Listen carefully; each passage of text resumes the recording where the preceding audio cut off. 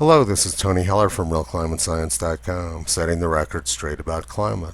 Nature is not being very cooperative with global warming alarmists right now. Let's take a look at that.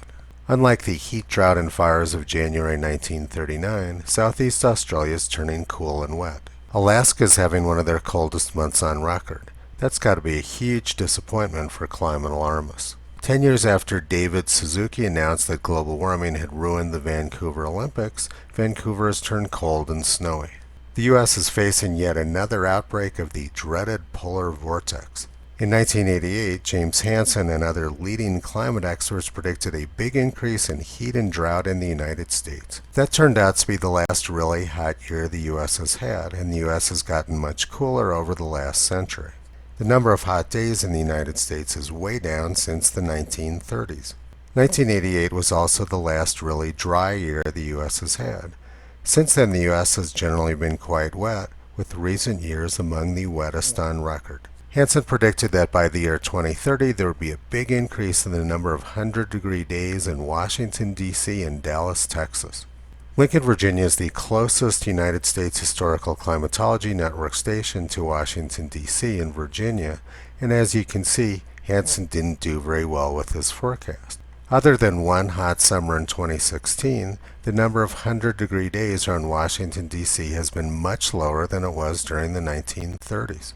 And around Dallas, Texas, the number of 100-degree days has been declining since the 1920s. Yet another major fail for James Hansen's climate models, which climate experts now say were stunningly accurate.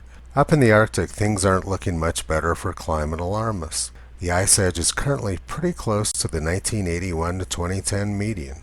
Greenland is having one of their coldest years on record too, with temperatures near the center of the ice sheet averaging around minus 40 degrees Celsius. For a while, temperatures went off scale below minus 60 degrees Celsius. And the Arctic cold has moved into Saudi Arabia, where it's been snowing. This comes 20 years after The Independent announced that snowfalls are now just a thing of the past, and almost 15 years since the New York Times announced the endless summer. It looks like the next stop for climate alarmists is the oceans, where nobody lives. They say the world's oceans are the hottest they've ever been in recorded history. This is the current NOAA sea surface temperature anomaly map. All of these blue areas are places where the ocean's surface is anomalously cold. There's a lot of cold water currently on the surface of the ocean.